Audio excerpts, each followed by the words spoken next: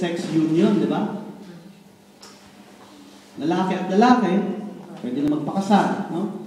Babae at babae, pwede na magpakasal. Ano nangyayari? The family is also now redefined. Ang tawag nila, the family is a place where love dwells. O, di ba? Ang gandang pakinggan, eh, no? Pero ano ibig sabihin nun? A family is no longer just daddy, mommy, and kids. It is also man, woman, and dog. And it's a family, no? Or man and pussycat. No? It's a family, no? So iba na, no?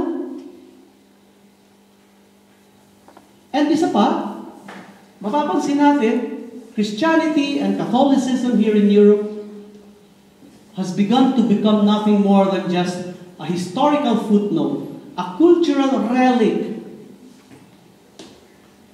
Parang ano na lang siya, pang turista na lamang.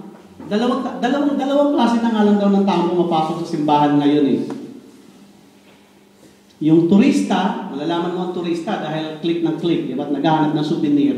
Pati sa loob ng simbahan, ano? Souvenir. Pati Santo Rosario, ginagawang souvenir. Hindi naman para gamitin, kundi para may pagpasalubong. No? At pangalawa, yung mga matatandang malapit ng mamatay. Hopefully, may pangatlo na pumupunta pa sa simbahan. Yung mga members ng CFCFFL. Amen!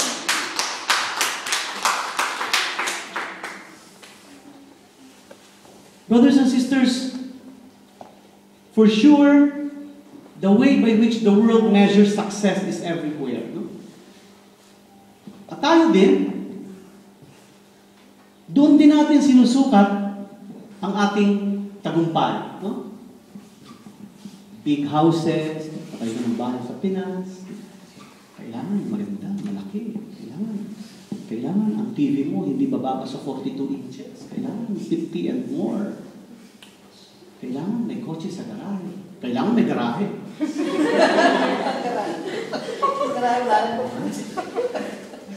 Kailangan, ni-landscape ang garden. Kailangan ng landscape artist. Kailangan Bermuda grass. Ayaw ng Carabao grass. Kailangan Bermuda. Mga bulaklak. Big houses, big cars, big bank accounts. Na ito ay bunga lamang ng bigger egos, bigger ambitions, bigger and bigger emptiness in the heart. Kasi kapag nakapagpatayo ka ng malaking bahay, uwi, yung nararamdaman mong kahungkagan sa puso, bakit hindi naman napunuan? Yung inaakala mo na kapag ikaw ay umuwi, sikat ka, uwi. Bago ka pumikit ng iyong mga mata sa gabi, talaga bang may namamahay na kaligayahan sa iyong puso? O baka ang namamahay lang sa puso mo ay kayabangan?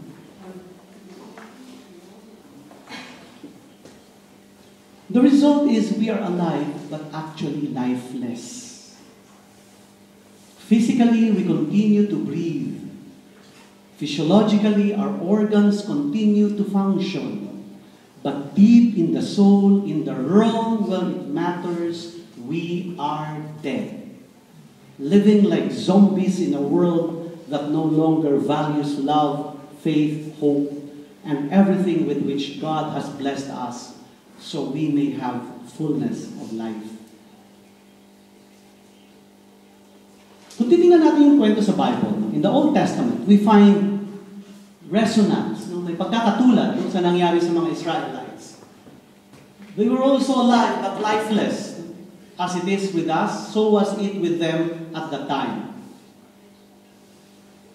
But it did not start out that way. They began with God making a covenant with them. He would be their God and they would be His people. He saved them from the Pharaoh and brought them out of Egypt. He loved them and cared for them. Parang tayo, di ba? Inalis din tayo ng Diyos sa ating mga Ehipto. Ano yung ating Ehipto? ating mga pagkaalipin before, no? Tapos, dinala niya tayo, He cared for us and He loved us. Pero yun nga, nangyari din sa mga Israelites, like in the book of Deuteronomy, we find that in the desert, the Israelites turned their back on God and actually chose death. What happened then? And what is happening now? Tingnan natin, like halimbawa, they wandered in the desert for 40 years, aimless, driftless, lifeless. Look where we are today.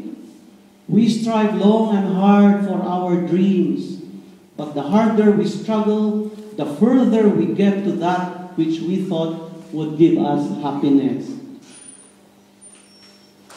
Trabaho tayo ng trabaho para makabili ng kung ano-anong luho sa katawan, pero kapag nabili na natin, doon lang natin natutuklasan na hindi naman pala yun ang makapagbibigay sa atin ng kaligayahan. So hanap na naman tayo. Para tayong hilong-talilong. No? Hala, kayod ng kayod para lang makabili. No? Kakandaduling tayo pag nakakakita tayo ng 70% off. Ang pinakapaborito nating buwan ng buong taon ay Agosto. Kasi ang daming ribahas, at saka oferta, at saka kung ano pa. After 1 year, doon mo lang matutuklasan, ay, hindi ko pa pala nagagamit ito. Ba't mo binili? Kasi piruin mo. Mura. Dating 150 euros, ngayon 10 euros na lang, ay, hindi mo naman nagagamit.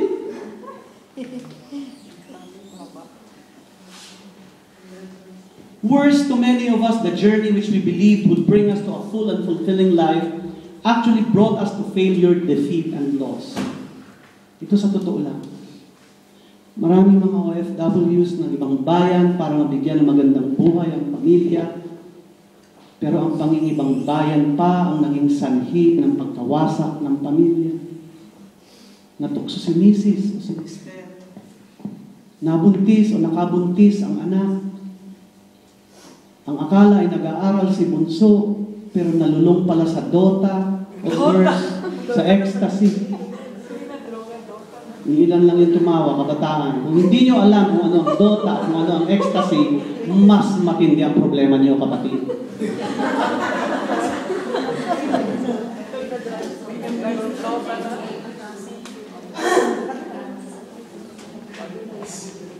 And the Israelites also rebelled against God. They desired to take control of their lives, and they defied the Lord. And they questioned the anointing of the people the Lord called to exercise pastoral authority over them. Ulitin ko yun. No? What did the Israelites do? They questioned the anointing of the people the Lord called to exercise pastoral authority over them. Inaway nila si Moses. No? Where are we today? Sa Europe, wala nang Diyos, tao na ang Diyos. Deep inside the very heart of the people dwells a sense of godlessness that worships wealth and luxury, comfort and modern convenience at the altar of worldliness. Parami ng parami ang mga Katolikong KBR. Pumapasok lang sa simbahan para sa kasal, binyag at libing.